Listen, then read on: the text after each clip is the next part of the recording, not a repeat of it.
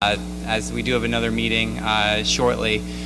I just wanted to thank you all for coming this evening. This is my annual opportunity to be able to introduce you to our 2018 budget, to be able to go over some of the highlights of some of the work that we've been doing here in the city and what we hope to do in 2018.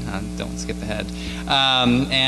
So again, thank you all. And I do want to just remind folks that at the conclusion of this at 6 p.m., we will be having an opportunity for our second public forum related to our zoning revision work that we've been doing here in the city. And so I'd encourage you to stay, but if not, that's okay too. But this is a good opportunity for you to maybe learn more about some of the revisions that we plan to make, hopefully to our zoning code.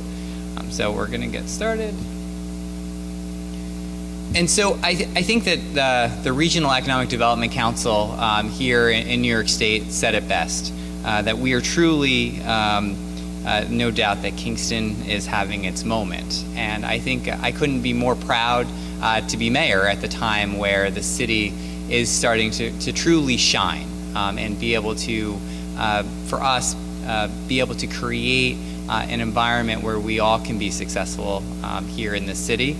And the Regional Economic Development Council went on to talk about how the city, in their eyes, really started to be able to create this paradigm. And so I'm not going to read it, but basically it just further emphasizes the fact that we believe that we are shovel ready, that we believe that we are ready to be able to implement what for us was a $10 million grant, the largest grant the city has ever received, to be able to help revitalize the Stockade District. And while it's called the state's Downtown Revitalization Initiative, for us it's our Uptown Revitalization Initiative. And for us, this was a momentous occasion, one that I know that my team has worked really hard to be able to put together. And so I would like to thank all of my staff who worked really hard, and all of our partners that worked over the last year to bring this idea to fruition and to really be able to put Kingston on the map. The fact that the Regional Economic Development Council highlighted Kingston in its 2017 action plan, I think it says a lot. And it's something that we all as a community should be proud of, and something that for me is also going to mean a lot of work for our team and for all of our partners as we go through this process.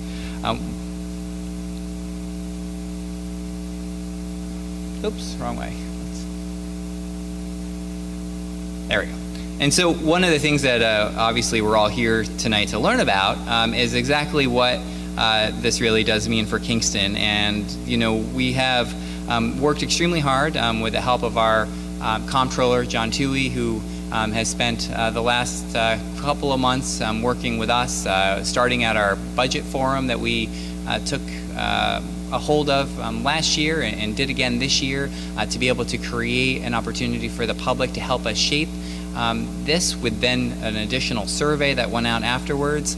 We were able to really look at what was the public looking for, and what could we do internally to make changes, to make improvements, to become more efficient with the work that we've been able to do. And so in the end, we're going to be able to keep a budget that doesn't raise taxes, one where we're able to keep the tax levy the same as the preceding 2 years. So for 3 years in a row, we will have the same tax levy. And that's something that is extremely important to me, and one where we're able to then see declining tax rates. And so you'll see this graph going back to 2016.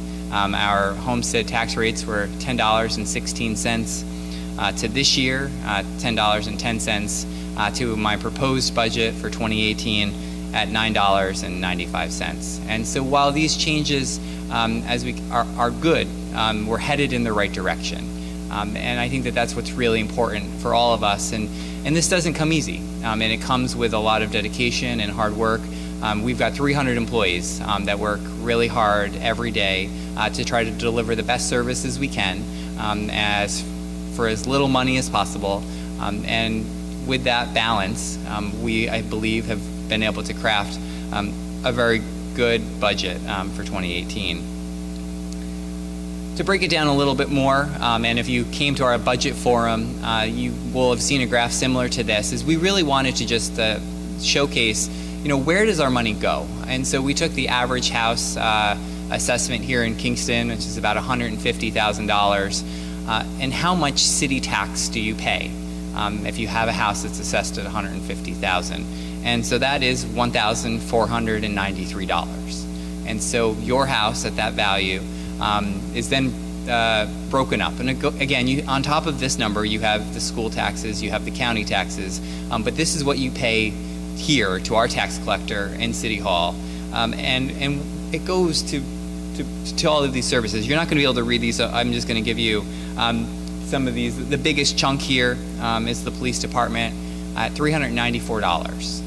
And so $394 provides your household with year-round, round-the-clock coverage by the Kingston Police Department. It then breaks up further to the fire department at $297, Public Works Department at $265, to general government, which is everything else, $165, the recreation department, $72, and goes on from there.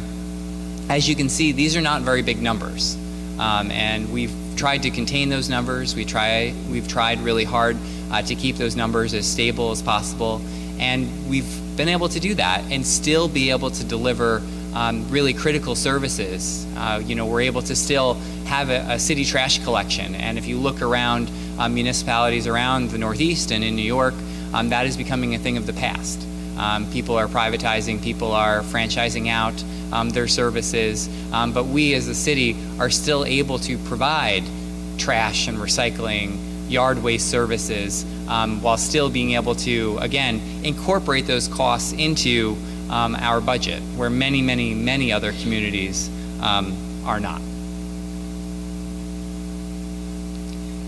And so what I'm going to do tonight in this budget address is just touch on some of the key topics here in the budget and be able to talk about some of the innovations that we've made in 2018 and some of the work that we're doing. One of the great things that we've seen in our city over the last few years is we've seen crime continue to drop here in the city, and that's due to the diligent work of our police department.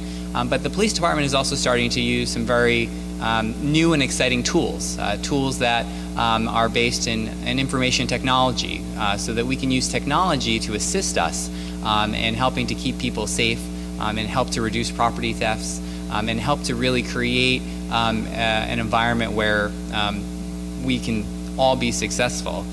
And in order to do that, however, we need to continue to spend our resources wisely. And so in this budget, we've eliminated a vacant police officer position and added a full-time IT position to better support the work of the Kingston Police Department.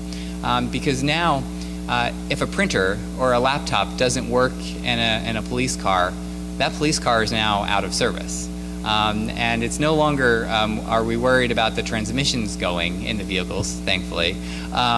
We're now worried about, does the printer work in the vehicle? And so the world of body cams and dash cams and video recordings being used in the courts has really changed policing, but it has also, again, increased that need. And so we're adapting with that, and so you'll see that reflected in this budget. One of the things that we'll also see in this budget is a capital plan that helps to support the infrastructure of these departments. We have an engine here at the Kingston Fire Department, Engine 1. It's got over 100,000 miles on it, and it's our most heavily used engine here in the city. That engine, while we have tried and have continued to try to fund that with grant funds, if we're unable to be successful, it needs to be replaced as part of our equipment replacement program. And so we have that as part of one of the capital items that we would like to bond for if we're unsuccessful in getting the grant that we applied for earlier this year, because at some point it's just time, and we need to be able to take these 20-year engines and replace them. One of the things that we're also working to do with our public safety departments is to break down barriers. We really need to be able to create less silos. And so in order to do that, we've thought about code enforcement as one of the key areas where we can have the police department, the Department of Public Works, and the building safety department within the fire department to work together. And so in this year's budget, you'll see continued support of a full-time code enforcement officer that we previously had grant funded in the 2016 budget to be able to continue through 2017 and into 2018 to be able to create that type of linkages, so that when we're dealing with code enforcement issues, we're able to look at all parts of the problem and be able to work with that landlord, to work with that tenant, to work with that homeowner to not only improve the neighborhood, but to be able to improve the quality of life of the individual. And so that's important to us, and we're going to continue to support that work, as well as making sure that we're continuing to be as responsive as possible in the building department, so that we can tackle some of these urban blight type issues that we have with all of these abandoned buildings and derelict properties that still happen in our cities and cities across the state.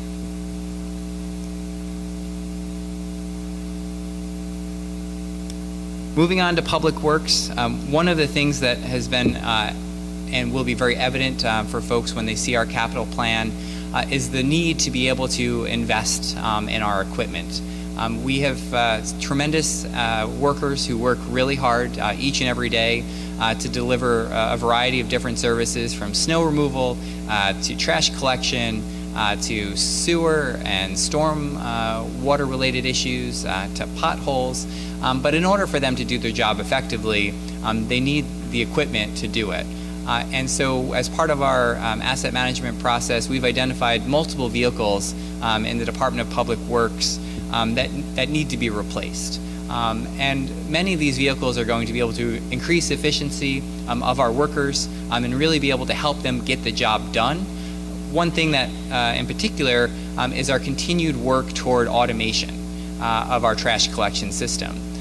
For all of our folks who don't know, back in 2011, we moved toward the first automated recycling pickup. It's a project that I'm proud to have started and really excited to be able to now continue to implement and be able to truly have citywide. This program has allowed us to invest in new automated trucks, reducing the people power needed from 3 people per truck to 2 people per truck.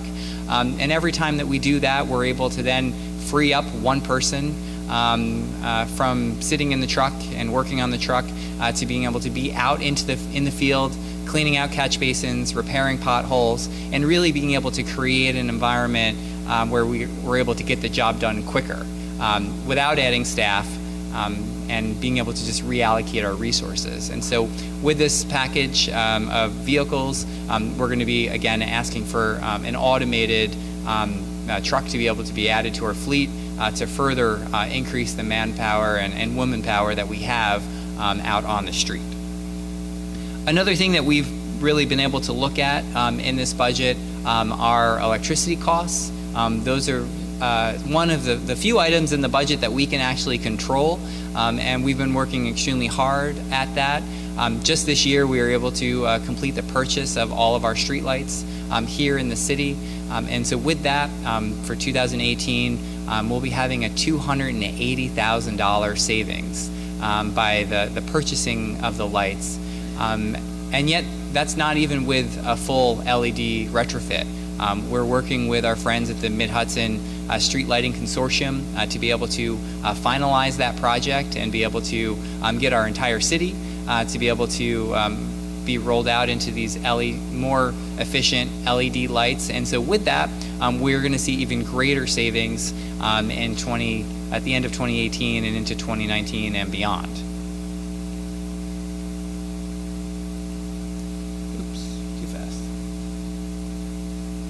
Parks and Recreation.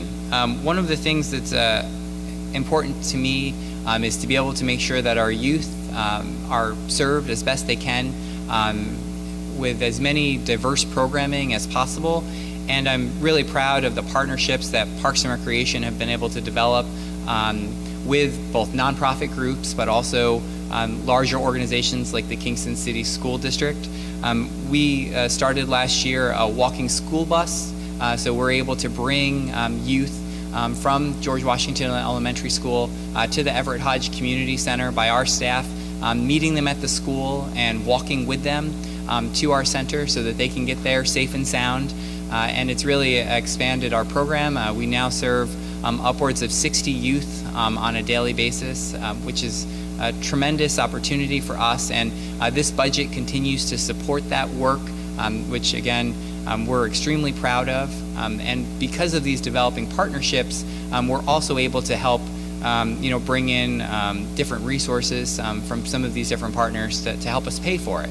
And that again is also really important for us. We also continue to obviously have people that want to get out into our parks and want to be able to get out into nature, to be able to explore what our parks have to offer. But many of our parks are older and are in need of updating, and we've been really, very forward in our approach to finding funding to help fix some of our parks. This includes recent grants for the Kingston Point Park and Beach Complex with over $300,000 awarded to be able to help improve that. To just this week, a recent $45,000 grant award to be able to help make Kingston Point Beach one of the first accessible beaches on the Hudson River. So these changes and improvements are in addition to the work that we're doing in Uptown and Forsyth Park. We recently completed the new tennis courts and are now working to do additional improvements in Forsyth Park. These large capital projects are a further indication of our commitment to our kids, to our adults, to our seniors here in the city. And I'm really proud to be able to continue to support Parks and Recreation. Looking back to when I was a Parks and Recreation employee, we often would be one of the first on the chopping block when it came to budget time, and it was always a very scary time for the Parks and Recreation Department. And now I feel that this is a really exciting time, and I'm really proud that we've been able to change that feeling both amongst the staff but also amongst the public, that we're going to continue to make these long-term investment in the quality of life here in our community. And we're doing that all with sustainability in mind. And so whether it's public safety, Department of Public Works, general government, or the Parks and Recreation Department, we're keeping a center core focus on how can we make our city better, how can we make our earth better, and those are not mutually exclusive. And so through work, whether it's through the LED lighting, our investment in electric vehicle charging stations and plug-in vehicles, we're really trying to walk the walk and really be not only cost conscious, but also environmentally conscious. One of the most exciting projects for me personally, and for all of us who use this building on a daily basis, because of our staff's diligent work, we were named a clean energy community, one of the first cities in New York State. We were able to receive grant funding just recently to be able to insert storm windows in every single pane window in this building, which is every window in this building. And so I no longer will be able to chill my lunch on the sill of my windows in my office during the winter, which again is disappointing, but at the same time we're going to save a tremendous amount of energy in this building, and again at no cost to the taxpayer, which is again a very exciting effort that we're going to be undertaking this fall and winter, in addition to some other LED related projects inside our buildings. And so General government is one of the areas of opportunity for us. General government in our budget really reflects a lot of our smaller departments, whether it's planning or engineering, or the clerk's office or economic development, all kind of fit within our scope of general government. And so one of the things that I'm happy to announce today, and one of the things that we're really excited to continue to roll out in 2018 that is supported by this budget, is the opportunity for residents and staff to be able to submit service requests in a manner that allows us to be able to track the work that we're doing, how well we're doing it, in what timely manner is the work being done. Right now, users can go ahead and go to our website, kingston-my.gov/service requests, and submit a request for service, whether it may be a pothole on your street or a storm drain basin that needs to be cleaned out, or any other issue related to any of our city departments. Users can go online to our website, submit a request, and those requests are now being tracked and monitored and managed. This is already happening. So internally, we launched it this year, where when someone calls an office and requests service, that call is being documented. It's going into our queue, and we're able to follow up through our staff's efforts when these things are being completed. And so this chart, which again you can't necessarily see from where you're sitting, but if you look, the blue lines on the bottom, first it goes by month, and these are the number of service requests. So if you look back in August, we had almost 1,000 service requests entered into the system. Out of those, over almost 150 to 200 were closed, which means we went out, we fixed the pothole, we closed it. Some of those were in progress, so someone needed a tree trimmed, and so we put that in the schedule for a week and a half to get the tree trimmed. That's how it kind of gets in progress. And so you will see these kind of go month to month to month. And our goal as we do this is to continue to close more of them more often. But for our staff, this is a great opportunity for us to also keep track. How many pothole requests are we getting? How many tree trimming requests are we getting? How many roads need to be paved are we getting? And we're able to start to really put our resources where the requests are. And that helps us determine not only what type of equipment we need, but also how best can we serve our different employees, and then in the end, because of that, how best can we serve all of our constituents. One of the things that we're also doing with technology is working with the clerk's office and some grant funding that we recently received and will be done in 2018, is to start to digitize all of our historic records for birth certificates and marriage certificates and death certificates. Right now it's a paper filing system.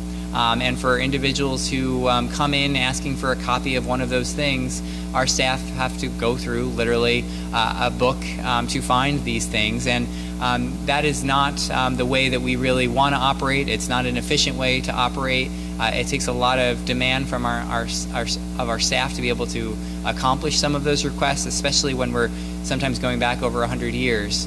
And so what we hope to do with this funding is to be able to digitize all of these old files and be able to have a digital archive of them so that we very quickly can pull up these images, find what we're looking for, which again is going to continue to help support our clerk's office and the work that they do.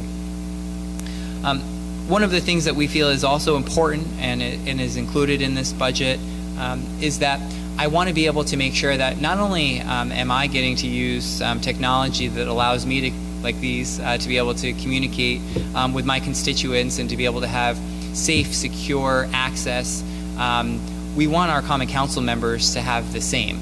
And so in this budget, I've put in funding in our 2018 proposed budget to buy 10 of these, so that each member of our Common Council will have access to their city email, to secure city documents, and be able to help increase the kind of the cybersecurity of not only my work, but all of the important work that the aldermen are doing, which we believe is going to help them better communicate with their constituents and be able to help also better communicate with the executive branch. One other technology thing I'll just mention when we talk about archiving is that the building department gets literally hundreds and hundreds of plans and maps every year for people that are submitting their building department plans, and those get rolled up and they get put in filing cabinets. And as you can imagine, if 5 years from now someone comes and says, you know, I just bought this building, I'd like to see the plans of the work that was done in this building because they didn't leave me any. And now we have to literally go through roll by roll to try to find this information. And so we've put funding in to be able to allow the building department to buy a flatbed scanner to be able to scan all of these documents, and so that we will be able to have an archive of all of these easily at the touch of a button, which is going to not only cut down on the space, but also do a much better job of preserving some of these records for people that are going to be here some 50 or 100 years from now, because we sure wish we had a better system from 100 years ago. One thing that I will mention about general government, and it's a new position that I'm really excited to be able to support here in City Hall, is the concept of asset management. We have proposed in this budget an environmental asset manager. Many of you have probably heard us talk about asset management.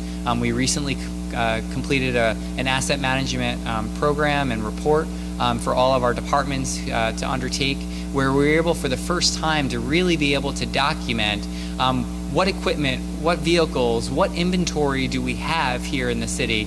And now that we know, we really need to do a better job of tracking that and really being able to understand the type of equipment we have and the age and the value to us.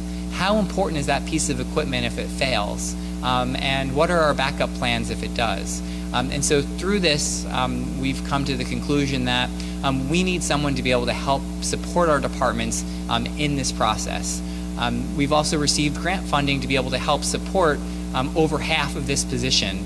And so not only are we going to be able to help support our departments in asset management, we're also going to be able to do a better job of managing our fleets as well as our energy use through this position. And so this full-time position has been included in my 2018 budget. I'm really excited to support that work, and it's going to have a really long-term effect on how the city manages our stuff, because we have a lot of stuff, and we can't let our stuff fall through the cracks and be able to be kind of left behind without the forethought and planning that really needs to happen when it comes to these assets. And one thing that I will mention here in this category as well is grants management. I know I spoke earlier about the $10 million that we received just recently, but I want to just kind of show everyone, and again, the sheer number of projects that our grants management and all of our grant staff that we have working here in the city, we're managing just shy of $20 million worth of projects at this current moment.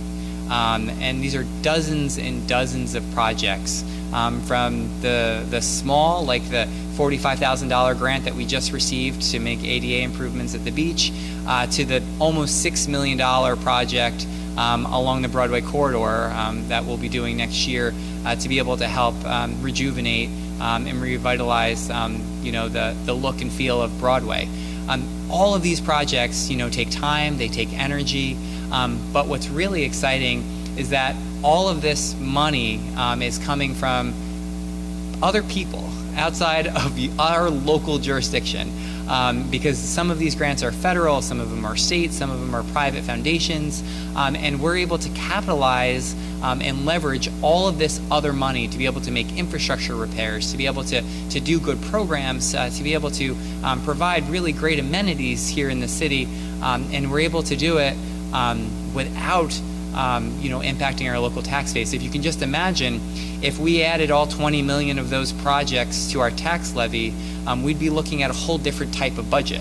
I can assure you that the tax levy won't be the same anymore. And so it's just important to think about that, and sometimes it's just good to step back and look at that type of work. And I'm so proud of the work that we've been doing and the staff that we have. And again, grants are really hard work, but in the end, they're really, really worth it for our community.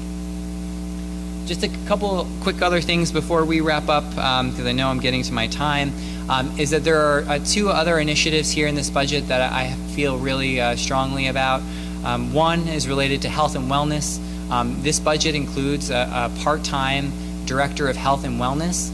This position is going to allow us to focus more of our energy trying to create, again, an interdisciplinary approach to how we can help create a healthy and well city. I strive for this city to be one of the healthiest cities in New York. We're not there yet, and we feel that with this investment, not only are we going to be able to help support the work of the Live Well Kingston Coalition and Commission that we recently just formed, but it's going to help support all of our community's work around health and wellness. And I couldn't also be more proud to be able to say that this is fully grant funded for the next 2 years, thanks to a grant from the Novo Foundation, and it's a tremendous gift to the city of Kingston, and one that we're going to use to the best of our ability to be able to help move our health indicators in a positive direction here in the city. And one of the things that before I close is that we really want to be able to create, as we've been doing, but much more strongly, arts as an economic engine here for the city. We've all heard about how the arts has been helping Kingston be able to find itself, especially in some of our various neighborhoods where galleries are opening, and we're starting to see people coming to Kingston for the arts.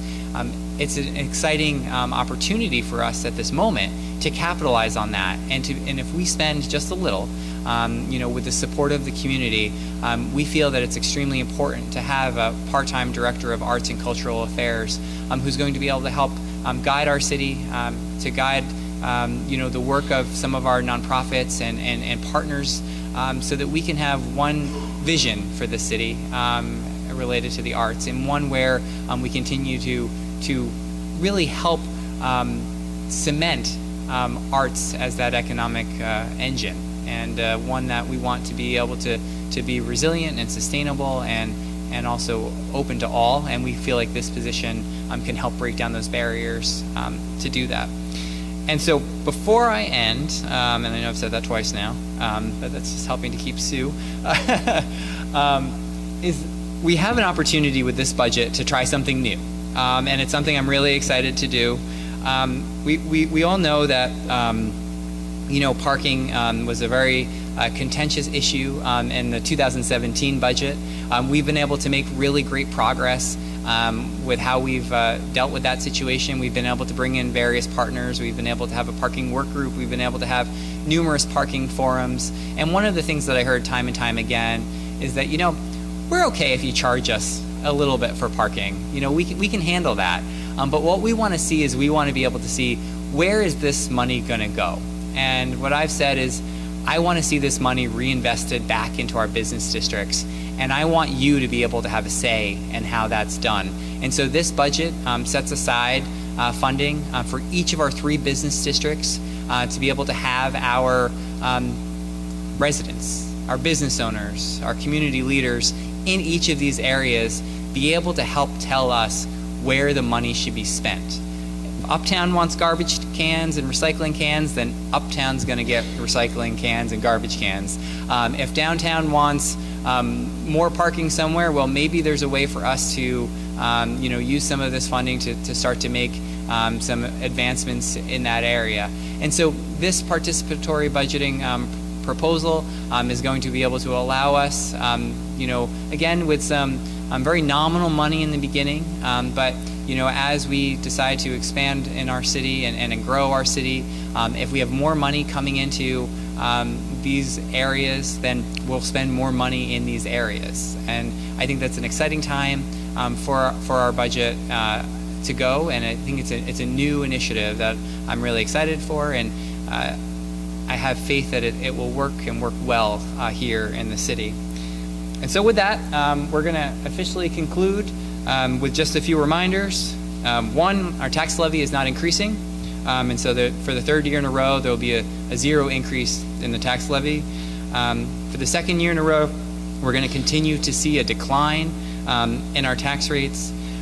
We've put over $1 million in our contingency fund to be able to prepare for potential contract settlements and some of those non-reoccurring expenses that we just aren't prepared for, because you just never know when that emergency is going to happen. All essential services are going to be preserved. There are going to be no eliminations of currently filled full-time positions here. And we're going to continue to work to just make sure that our city government is open and transparent and listening to the needs of our residents and responding to the best of our ability. And so with that, I'd like to thank you all for coming tonight, and I hope that you all stay for our next meeting this evening. Thank you very much.